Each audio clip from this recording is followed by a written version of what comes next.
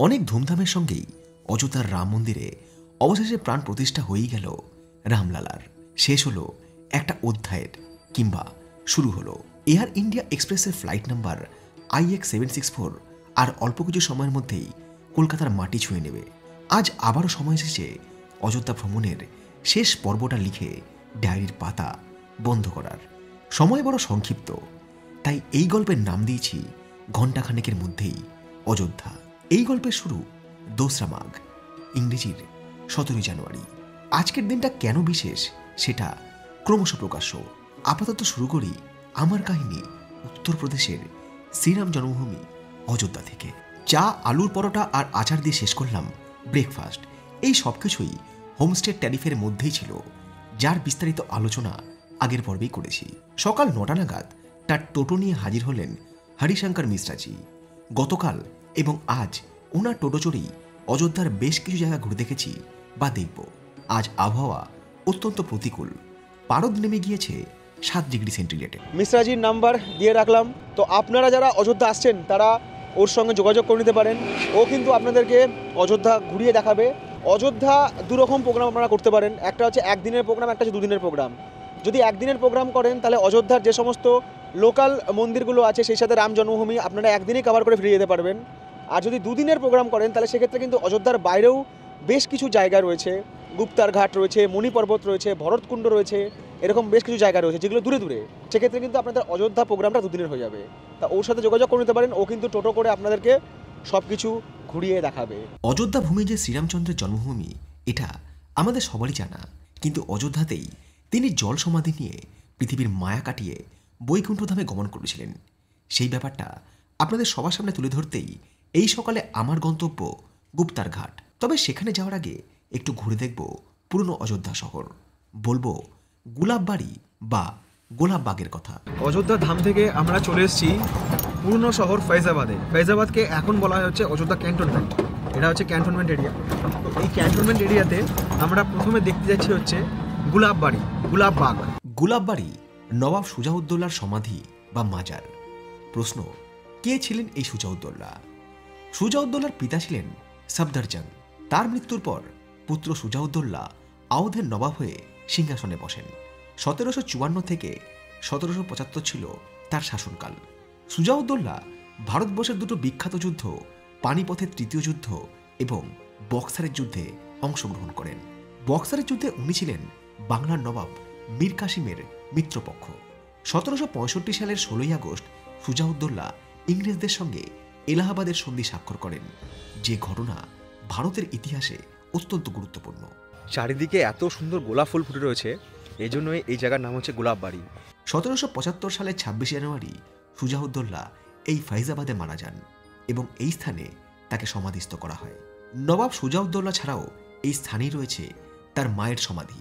এই স্থানটি archaeological Survey of India বা ভারতীয় পুরাতত্ত্ব বিভাগের দ্বারা সংরক্ষিত। এই ভেতরে রয়েছে নবাব সুজাউদ্দৌলার সমাধি। এই মাজার তখনই খোলা হয় যখন কেউ আসে এবং সেখানে চাদর চড়ায়। যেমন আমরা দেখেছি যে শ্রদ্ধা অর্পণ করার জন্য যখন কেউ আসে তখনই কিন্তু এখানকার যে দরজা সেটা খুলে। যারা আপনারা অযোধ্যা বেড়াতে আসছেন তারা কিন্তু আপনাদের অযোধ্যার সাইট সিনের তালিকায় এই গুলাববাড়িকে রাখতেই পারেন। সুজাউদ্দৌলার সমাধি দেখার সঙ্গে সঙ্গেই আপনারা দেখে নিতে পারেন বাহু বেগম কা মাকবারা। নবাব সুজাউদ্দৌলার স্ত্রী বেগম উন্মাতুজ্জেহারা বানুর সমাধি রয়েছে এই বেগম কা মকবরাতে। 1816 খ্রিস্টাব্দে নবাব তার প্রিয়তমা পত্নীর স্মরণে সেই সময় 3 লক্ষ টাকা ব্যয়ে এই সমাধিক্ষেত্র নির্মাণ করেন, যাকে বলা হয় প্রাচ্যের তাজমহল। 42 মিটার উঁচু ফৈজাবাদের এই স্মৃতিস্তম্ভ আর্কিওলজিক্যাল সার্ভে অফ ইন্ডিয়া দ্বারা সংরক্ষিত। পরবর্তী গন্তব্যে যাওয়ার পথ চলে গিয়েছে অযোধ্যায় অবস্থিত ভারতীয় সেনাবাহিনীর 17th ডোগরা রেজিমেন্ট ক্যান্টনমেন্টের মধ্যে দিয়ে। এই ক্যাম্পাসেই রয়েছে ডোগরা টেম্পল বা মিলিটারি মন্দির। অত্যন্ত হাই সিকিউরিটি এরিয়া হওয়ায় এই চত্বরে ফটোগ্রাফি বা ভিডিওগ্রাফি অ্যালাউ নয়। এরপর চলে এলাম সরজু নদীর তীরে গুপ্তার ঘাটে। এই গুপ্তার ঘাট অযোধ্যা ধাম থেকে 11 কিলোমিটার দূরে। গুপ্তার ঘাট সম্পর্কে বলার আগে রামায়ণ সম্পর্কে বলে রাখি। রামায়ণ ভারতবর্ষের প্রাচীন সংস্কৃত মহাকাব্য। আজকের এই ধারাভাষ্যকার নিজেও একজন সংস্কৃত অনার্সের স্টুডেন্ট। রাম এবং অয়ন এই 2 সমাসবদ্ধ পদ মিলে রামায়ণ, যার অর্থ দাঁড়ায় রামের যাত্রা। 7টি কাণ্ড 500টি স্বর্গ এবং 24,000 শ্লোকের সমষ্টি এই রামায়ণ। ত্রেতা যুগে বিষ্ণুর অবতার রামের কাহিনী প্রাচীন ভারতের ধর্মচেতনা বর্ণিত হয়েছে এই রামায়ণ উপাখ্যানে। খ্রিস্টপূর্ব 4th শতকে মহর্ষি বাল্মীকি রামায়ণের রচয়িতা হলেও পরবর্তীকালে বাংলা ভাষায় কৃত্তিবাসের রামায়ণ, হিন্দিতে তুলসীদাসের রামচরিতমানস, যা আমরা কম বেশি অনেকেই পড়েছি। ত্রেতা যুগে বিষ্ণুর 7ম অবতার রাম ছিলেন অযোধ্যা রাজা দশরথ এবং তার জ্যেষ্ঠ মহিষী কৌশল্যার পুত্র। রামায়ণে রামকে মর্যাদা পুরুষোত্তম বা সকল গুণের অধিকারী বলা হয়েছে। রাজা দশরথের দ্বিতীয় স্ত্রী কৈকেয়ীর চক্রান্তে রাম 14 বছরের জন্য বনবাসে যান। রামায়ণে সীতা জনকপুরের রাজা জনকের পালিতা কন্যা, তার আরেক নাম জানকী। ত্রেতা যুগে বিষ্ণুপত্নী লক্ষ্মীর অবতারে যিনি রামায়ণে রামচন্দ্রের স্ত্রী, স্বামীর সঙ্গে 14 বছরের জন্য বনবাসে গমন করেন। রাবণ তাকে অপহরণ করে লঙ্কায় বন্দী করে রাখেন। রাম রাবণকে পরাজিত করে তাকে উদ্ধার করেন। পরবর্তীকালে সীতা 2 যমজ পুত্র লব এবং কুশের জন্ম দেন। রামায়ণে হনুমান কিষ্কিন্ধার রাজা এক বানর, যিনি শিবের একাদশ রুদ্র অবতারে ত্রেতা যুগে রামের ভক্ত এবং সেবক। তার পিতা বানররাজ এবং মাতা অঞ্জনা। রামায়ণে লক্ষণ রাজা দশরথের 3য় মহিষী সুমিত্রার পুত্র, রামের ভ্রাতা, যিনি স্বেচ্ছায় রাম এবং সীতার সাথে বনবাসে গমন করেন। আসলে লক্ষণ ছিলেন বিষ্ণুর সহচর শেষ নাগের অবতার। রামায়ণে লঙ্কার রাজা রাবণ ছিলেন রাক্ষসদের রাজা। বহু বছর ধরে তপস্যা করে তিনি ব্রহ্মার কাছে বরদান লাভ করেন, তাকে দেব দানব কেউ বধ করতে পারবে না। রামায়ণে ভরত দশরথের পত্নী কৈকেয়ীর পুত্র। যখন তিনি জানতে পারেন তারই মায়ের চক্রান্তে রাম বনবাসে গিয়েছেন, তখন তিনি সিংহাসন প্রত্যাহার করে সেখানে রামের খড়ম বা পাদুকাজোড়া স্থাপন করে 14 বছরের জন্য অযোধ্যা শাসন করেন। রামায়ণে শত্রুঘ্ন দশরথ এবং সুমিত্রার পুত্র লক্ষণের যমজ ভ্রাতা। 7 কাণ্ড রামায়ণের আদিকাণ্ডে বর্ণিত হয়েছে রামের জন্ম, শৈশব এবং সীতার সঙ্গে তার বিবাহের কথা। দ্বিতীয় অযোধ্যাকাণ্ডে বর্ণিত হয়েছে রামের রাজ্যাভিষেকের প্রস্তুতি এবং কৈকেয়ীর চক্রান্তে সীতা এবং লক্ষণ সহ তার 14 বছর বনবাসে যাওয়ার কথা। তৃতীয় অরণ্যকাণ্ডে বর্ণিত রামের বনবাসের সময় রাবণ কর্তৃক সীতার অপহরণ বৃত্তান্ত।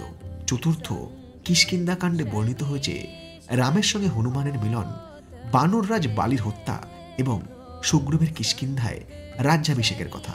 পঞ্চম সুন্দরকাণ্ডে বর্ণিত হয়েছে হনুমানের বীরত্ব এবং লঙ্কায় পৌঁছে তার সীতার সঙ্গে সাক্ষাতের কথা।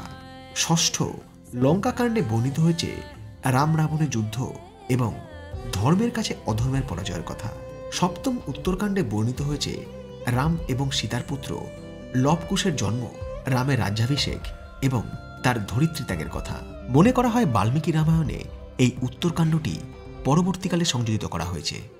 সরযূ নদীর তীরে গুপ্তার ঘাট সেই জায়গা যার সঙ্গে সম্পর্কিত রামায়ণের উত্তরকাণ্ড।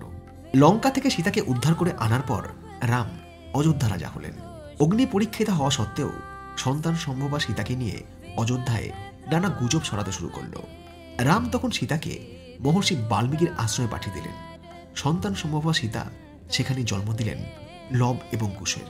প্রথম দিকে তাদের পিতৃপরিচয় জানানো হয়নি, তারা বড় হতে থাকে বাল্মীকি শিষ্য পরিচয়ে। ইতিমধ্যেই অযোধ্যায় রাম অশ্বমেধ যজ্ঞের আয়োজন করলে বাল্মীকি সেই যজ্ঞস্থলে লব এবং কুশকে নিয়ে উপস্থিত হলেন। সেই সভায় লব কুশ রামায়ণ গান শোনালে রাম ব্যথিত হলেন। এরপর বাল্মীকি সেইখানে সীতাকে হাজির করলে রাম আবারও তাকে অগ্নি পরীক্ষা দিতে বললে অপমানিত সীতা ধরিত্রী মাকে আহ্বান জানান। মাটি 2 ভাগে ভাগ হয়ে যায়। ধরিত্রী মাতা সীতাকে নিয়ে পাতালে চলে যান। রাম যখন জানতে পারলেন লবকুশ তারই সন্তান, তখন তিনি তাদের হাতে রাজ্য শাসনভার তুলে দিয়ে এই গুপ্তার ঘাটে এসে উপস্থিত হন। সরযূ নদীর দক্ষিণে মুখ করে নিজের পিতৃপুরুষের উদ্দেশ্যে তর্পণ করলেন। এরপর সরযূ মাতাকে আহ্বান করলেন। একই সঙ্গে সকল দেবতারা উপস্থিত হয়ে পুষ্প বৃষ্টি শুরু করলেন। ভ্রাতা ভরত এবং শত্রুঘ্নকে তিনি নিজের শরীরে গ্রহণ করলেন, কারণ একজন ছিল বিষ্ণুর শঙ্খ, অন্যজন তার চক্র। এই স্থানেই তিনি জল সমাধি নিয়ে বৈকুণ্ঠ ধামে যাত্রা করলেন। হনুমানকে দিয়ে গেলেন অযোধ্যা রক্ষার সাথে সাথেই রাম প্রচারের ভার। ভ্রাতা লক্ষণ সরযূ নদীর তীরেই রামঘাটের পাশে তার দেহত্যাগ করে শেষনাগের রূপ নিয়ে নদীতে বিলীন হলেন। গুপ্তার ঘাটে যে মন্দির রয়েছে তাতে বিরাজমান রাম, লক্ষণ এবং সীতা। কিন্তু এই মন্দিরে রামের হাতে কোনো ধনুকবাণ নেই, কারণ শেষ মুহূর্তে তিনি সবকিছু ত্যাগ করে এই স্থানে এসেছিলেন। তাই এই স্থান ত্যাগের জায়গা।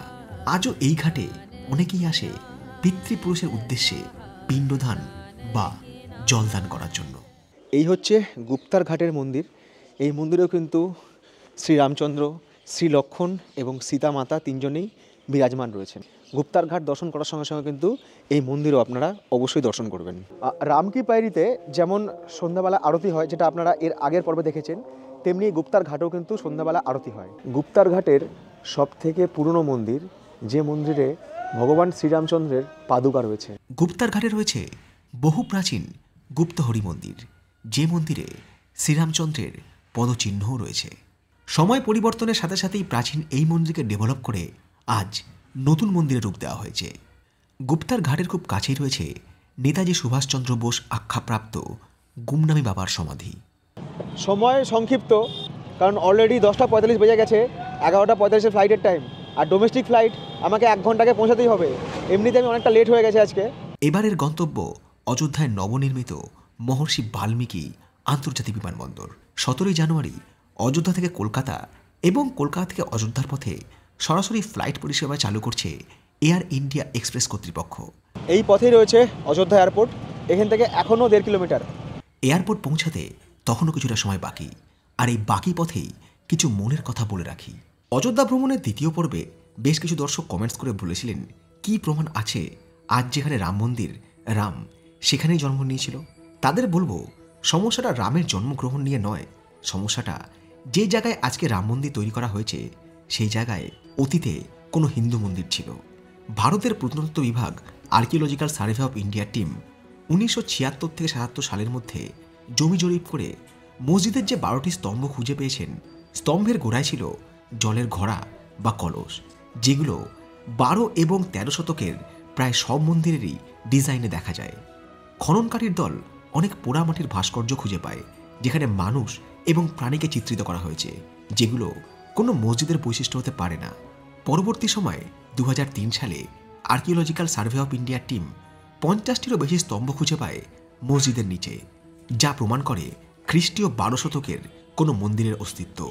এই খনন কার্যে প্রত্নতাত্ত্বিকরা দেবতা, মানব, দেবী মূর্তি, মন্দিরের চূড়া বা শিখর সহ পোড়ামাটির 263টি টুকরো খুঁজে পায় ওই মন্দির প্রাঙ্গণে। সবথেকে গুরুত্বপূর্ণ, এই খননে বিষ্ণুহরি শিলার একটি ফলকের ভগ্নাবশেষ পাওয়া যায়, যেখানে একটি হিন্দু মন্দিরের অস্তিত্বের কথাও লেখা রয়েছে। সবশেষে এটাই বলার, মন্দির হোক, মসজিদ হোক, গির্জা হোক কিংবা গুরুদ্বারাই হোক, তাতে যদি দেশের পর্যটন, দেশের ইকোনমি সিস্টেম ডেভেলপ করে, মানুষের কর্মসংস্থান হয়, শহরের উন্নতি হয়, সেটা একজন দেশবাসী হিসাবে অবশ্যই কাম্য। তবে এই মন্দির মসজিদ নির্মাণের নামে আর কোনোদিনও যেন কোনো রক্তক্ষয়ী সাম্প্রদায়িক লড়াই না হয়, খালি না হয়ে যায় কোনো মায়ের কোল, তা সে যে ধর্মেরই হোক না কেন। পরমেশ্বরের কাছে এটাই কাম্য। কেউ কেউ শ্রীরামচন্দ্রের দেবত্বর প্রতি সন্দেহ আরোপ করে প্রশ্ন করেছেন, রাম কোথায় আছে? তাদের বলবো, ঈশ্বর আমাদের ভাবনায়, আমাদের চেতনায়, আমাদের বিশ্বাসে, আমাদের ভালো কাজের মধ্যে আছে। এই প্রকৃতি তারই সৃষ্টি, তাকে আমরা বিভিন্ন রূপে স্মরণ করি, আর এইটুকু বিশ্বাস করি তিনি কোনোদিনই ধ্বংস, রক্তপাত এগুলো চাননি। ঈশ্বর জাত পাত ধর্ম রাজনীতি সবার ঊর্ধ্বে। তাকে মন্দির মসজিদ গির্জাতে আটকে রাখার ক্ষমতা আমাদের নেই, তাকে অনুভব করতে হয়, তার অস্তিত্বকে বিশ্বাস করতে হয়। তাই আজও কোনো পাইলট ফ্লাইট ওড়ানোর আগে মনে মনে তার ইষ্ট দেবতাকে স্মরণ করে। আজও একজন চিকিৎসক গুরুতর অপারেশন করার আগে এই বলে আশ্বস্ত করেন, চেষ্টা করছি, বাকিটা ঈশ্বরের হাতে।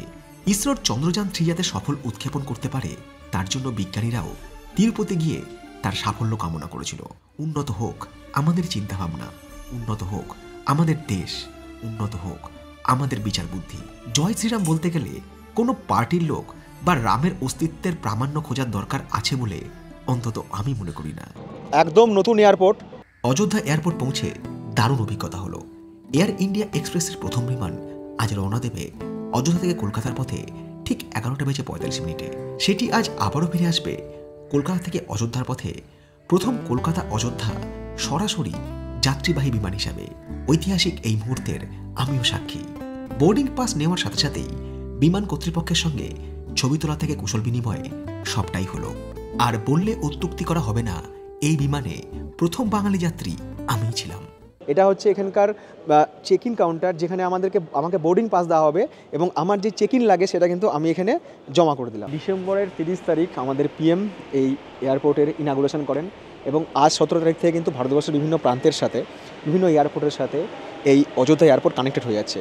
যেমন কলকাতার সাথে কানেক্ট হচ্ছে, তারপরে মুম্বাইয়ের সাথে কানেক্ট হবে, প্রয়াগরাজের সাথে কানেক্ট হবে, বারাণসীর সাথে কানেক্ট হবে, বিভিন্ন জায়গার সাথে কানেক্ট হবে। প্রথম এই এয়ারপোর্টে যে বিমান পরিষেবা চলেছিল সেটা হচ্ছে ইন্ডিগোর, দিল্লি এবং অযোধ্যার মধ্যে। প্রথমে ছিল হচ্ছে ট্রেনের টিকিট। কোন ট্রেন? সেটা হচ্ছে মালদা টাউন এবং দিল্লির মধ্যে যে ফারাক্কা এক্সপ্রেস চলাচল করে, সেই ফারাক্কা এক্সপ্রেস কিন্তু অযোধ্যা ধাম জংশন হয়ে যায়।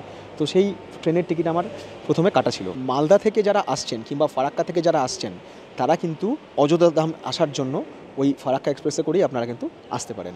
প্রথমে এয়ারপোর্টে ঢুকলাম, আমার টিকিট এবং হচ্ছে আমার যে আইডি কার্ড সেটা দেখিয়ে, তারপরে দেখলেন আপনারা ব্যাগ চেকিং হলো, চলে এলাম বোর্ডিং পাস নিতে, ওখানে ছবি টবি তোলা হলো। তারপর সিকিউরিটিতে, তো সিকিউরিটিতে কোনো সমস্যা কিচ্ছু হয়নি, জাস্ট আমার এই ক্যামেরাটা একটু দেখছিল, তো বললো এটা কী ক্যামেরা, দেখালাম আর কি। তো বললো ঠিক আছে। ফ্লাইটটা আসতে একটু দেরি হয়েছে, এমনিতে ফ্লাইট রিশিডিউল্ড হয়েছে আর ফ্লাইটটা আসতে দেরি করেছে, ওই জন্য লাইনটা একটু দেরিতে শুরু হলো। এখানে সমস্ত পরপর গেট রয়েছে, গেট নাম্বার 1, 2, বাট আমাদের বোর্ডিং হবে হচ্ছে গেট নাম্বার 1 থেকে। আর এখন সময় হচ্ছে বেলা 11:33। ওই দাঁড়িয়ে রয়েছে আমাদের ফ্লাইট, আর এই সমস্ত প্যাসেঞ্জাররা রয়েছেন যারা আজকে আমাদের এই ফ্লাইটে সফর করবেন।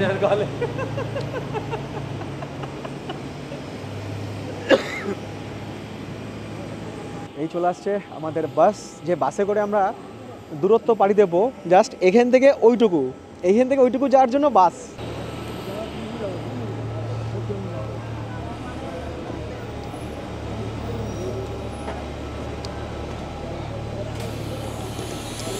প্রথম যাত্রী আমি। কেউ মোবাইল ফেলে গেছে। ভাই সাহেব, यहाँ पर किसी का मोबाइल है, ये लीजिए। কেউ মোবাইল ফেলে গেছে বাসে। আর এখন সময় হচ্ছে 11:41, একটু দেরিতে ফ্লাইট ছাড়বে, 11:35 ছাড়ার কথা ছিল। যেহেতু ফ্লাইট দেরিতে এসছে, ওয়েদারও খারাপ, সো একটু আজকে দেরিতে আর কি টেক অফ হবে ফ্লাইটের। ঠান্ডা মারাত্মক, সেই কাশ্মীরের একটা ফিলিংস। ছেড়ে দিল আমাদের বাস, আর এদিক থেকে একবার আপনাদেরকে দেখাচ্ছি মহর্ষি বাল্মীকি আন্তর্জাতিক বিমানবন্দর। ফ্লাইটের কাছে পৌঁছে যে কাজটা প্রথম করতে হবে সেটা হচ্ছে সেলফি তোলা ফ্লাইটের সাথে।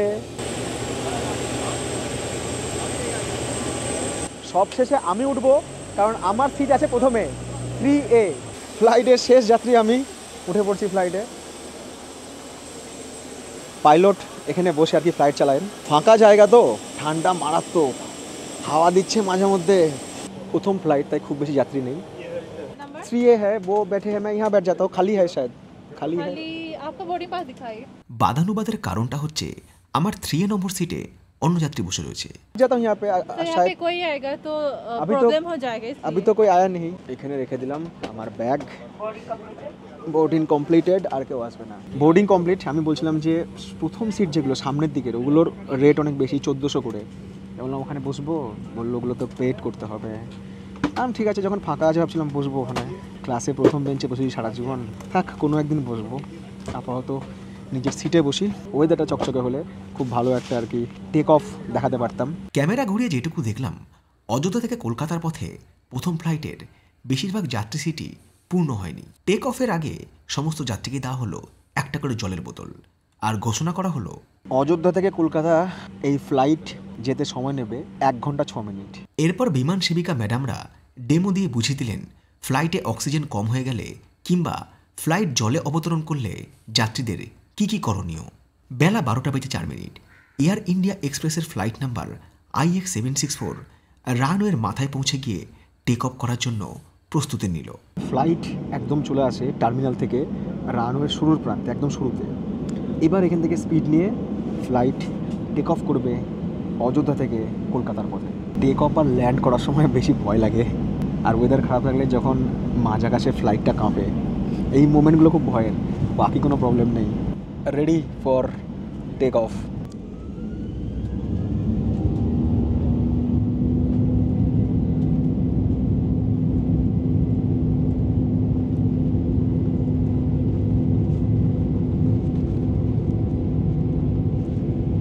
জয় শ্রীরাম।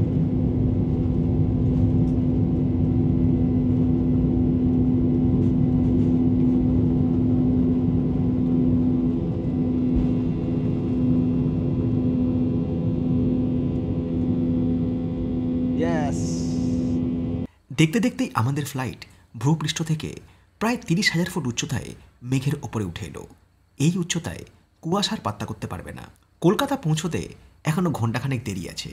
সঙ্গে রাখা বাদাম খেতে খেতে এবার একটু ভূগোলের কথা বলি। আমাদের বায়ুমণ্ডলে 5টি লেয়ার বা স্তর রয়েছে। ভূপৃষ্ঠ থেকে যার পরিধি 1000 কিলোমিটার বা তার কিছু বেশি। প্রথমেই রয়েছে ট্রপোস্ফিয়ার, বায়ুমণ্ডলের সর্বনিম্ন স্তর। ভূপৃষ্ঠ থেকে যার গড় উচ্চতা 12 কিলোমিটার, যেখানে মেঘ, ঝড়, বৃষ্টি এই সমস্তই আবহাওয়া সংক্রান্ত ঘটনাগুলো ঘটে। ট্রপোস্ফিয়ারের ওপর দিয়ে সাধারণত ফ্লাইট চলাচল করে, কারণ উচ্চ গতি, কম জ্বালানি খরচ আর বায়ুমণ্ডলের কম ঘনত্বের সুবিধা। একই সঙ্গে এই এলাকা পাখি মুক্ত। 12 থেকে 50 কিলোমিটার পর্যন্ত রয়েছে স্ট্র্যাটোস্ফিয়ার, যাকে বলা হয় ওজোন স্তর, যা অতিবেগুনি বা আল্ট্রাভায়োলেট রেডিয়েশনকে অ্যাবজর্ব করে। ট্রপোস্ফিয়ার আর স্ট্র্যাটোস্ফিয়ারের মধ্যবর্তী স্তর দিয়েই মিলিটারি এয়ারক্রাফটগুলো যাতায়াত করে। বায়ুমণ্ডলের ঘনত্ব কম হওয়ায় এই স্তরে জেট ইঞ্জিনগুলো খুব ভালো রকম কাজ করে। 50 থেকে 80 কিলোমিটারের ব্যবধানে রয়েছে মেসোস্ফিয়ার, যা পৃথিবীর বায়ুমণ্ডলের সব থেকে ঠান্ডা স্তর, যেখানে বিভিন্ন তরঙ্গের উৎপত্তি হয়। এই তাপমাত্রা -80 থেকে -90 ডিগ্রি পর্যন্ত হতে পারে। 80 থেকে 700 কিলোমিটার পর্যন্ত বিস্তৃত রয়েছে থার্মোস্ফিয়ার, যেখানে রেডিও ট্রান্সমিশন, স্যাটেলাইট নেভিগেশন এবং কমিউনিকেশন সংক্রান্ত কাজকর্ম হয়। এরপর থেকে উচ্চতা যতই বাড়ে ততই বৃদ্ধি পায় তাপমাত্রা। এরপরে আসে এক্সোস্ফিয়ার, 1000 কিলোমিটার থেকে, যার উচ্চতা সব থেকে দূরবর্তী স্তরে। এখানকার তাপমাত্রা 2500 ডিগ্রি থেকে -273 ডিগ্রি, যা সর্বোচ্চ বা সর্বনিম্ন বলেও বিবেচিত হয়। ফ্লাইট জার্নি হইব আর সেখানে চা কফি হইব না, এই কেমন কথা? তা আমি বললাম যে আমাকে একটু গরম জল দিন ম্যাডাম। সঙ্গে তো কাপ আছেই, ইনস্ট্যান্ট চা। এটা হচ্ছে আদ্রাক চা, আদা চা। এটা সফরের মাঝেই বানিয়ে ফেললাম 1 কাপ চা।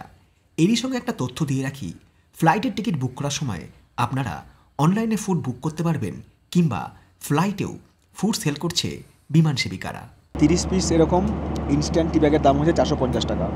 লিঙ্ক দিয়ে রাখলাম, চাইলে আপনারা কিনে ইউজ করতে পারেন। এটা কোনো প্রমোশন নয়, জাস্ট ফর ইনফরমেশন। পাইলট ঘোষণা করলো যে এখন ভিজিবিলিটি হচ্ছে 1.7 কিলোমিটার আর তাপমাত্রা হচ্ছে এখন 16 ডিগ্রি সেন্টিগ্রেড।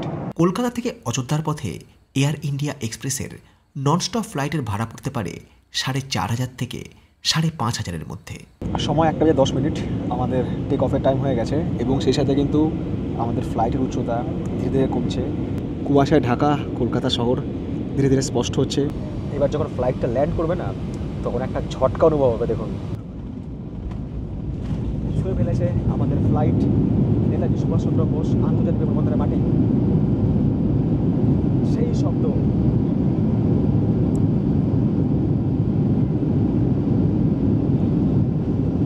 ফ্লাইটের যত সামনের দিকে বসা যায় না, ততই ঝাঁকানিটা কম অনুভব হয়। যত লাস্টের দিকে বসা যায় না, ঝাঁকানিটা বেশি অনুভব হয়। আর এখন হচ্ছে সময় 1:17। পা রেখেছি কলকাতার মাটিতে, আর আমার বেল্ট নাম্বার হচ্ছে 7, যেখান থেকে আমার ব্যাগ লাগেজ কালেকশন করতে হবে। আমি একটু তাড়াহুড়ো করছিলাম। বলছে তাড়াহুড়ো করছেন কেন স্যার? আনলাম লালগোলা চলে যাইবো, ওরে ধরতে হইব, ওই জন্য তাড়াহুড়ো করতেছি। 2:10 ট্রেন, দেখা যাক কত তাড়াতাড়ি ছুটে গিয়ে ট্রেন ফ্রেন ধরতে পারি কিনা। এইদিকে রয়েছে ব্যাগেজ ক্লেম, ওই যে বেল্ট নাম্বার 7। আর এই বেল্ট নাম্বার 7 দেখুন লেখা আছে হচ্ছে ফ্লাইট নাম্বার এয়ার ইন্ডিয়া এক্সপ্রেসের 0764।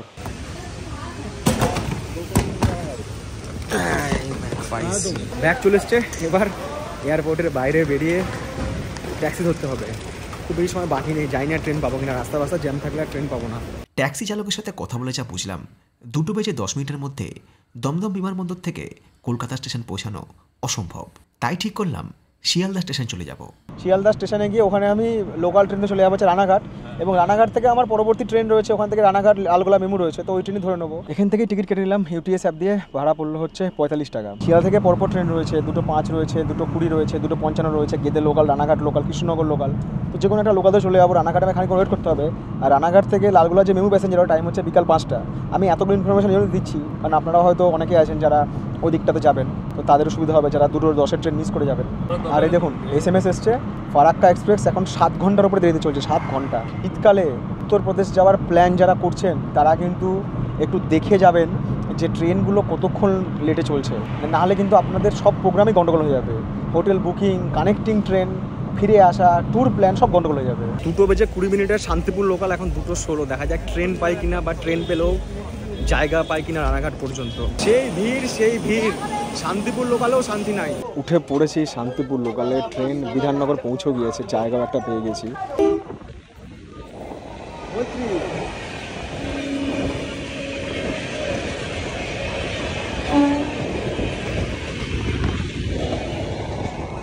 শিয়ালদা থেকে রানাঘাট পর্যন্ত শান্তিপুর লোকালে সঙ্গ দিল কাঁচা ছোলা মাখা। বিকেল 4:15 নাগাদ শান্তিপুর লোকাল আমাকে নামিয়ে দিল রানাঘাট জংশনের 1 নম্বর প্ল্যাটফর্মে। প্ল্যাটফর্মের বাইরে বিক্রি হচ্ছে নানা রকম চপ, কাটলেট আর সেই সঙ্গে মুড়ি। এই দিয়ে সেরে নিলাম মিস হয়ে যাওয়া লাঞ্চটা। পরবর্তী ট্রেনের অনেক দেরি আছে, হয় 1-এ দেবে নয় 5-এ দেবে, ততক্ষণ চপ আর মুড়ি ভক্ষণ করি। বিকেল 4:51 রানাঘাট জংশনের 1 নম্বর প্ল্যাটফর্মে দেওয়া হলো ট্রেন নম্বর 31771 রানাঘাট লালগোলা EMU প্যাসেঞ্জার। রানাঘাট থেকে বহরমপুরের পথে এবার সঙ্গ দিল 1 কাপ চা। লাফ দিয়া ট্রেনে উঠা পড়ছি আর জানলার ধারে একখান জায়গাটা দখল নিয়ে আসি। পরে অবশ্য মনে হলো লাফালাফি না করলেই হতো, কারণ ট্রেন মোটামুটি ফাঁকাই আছে। অ্যাটলিস্ট রানাঘাট থেকে যারা উঠবে তারা জায়গা পেয়ে যাবে।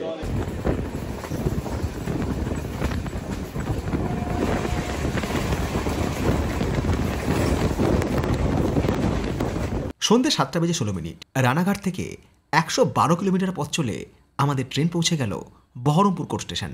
গল্পের শেষ, পৌঁছে গেলাম বহরমপুর। পরের পর্বে থাকবে পাহাড়, অবশ্যই সঙ্গে থাকবে জুনিয়া। Bye bye, love you.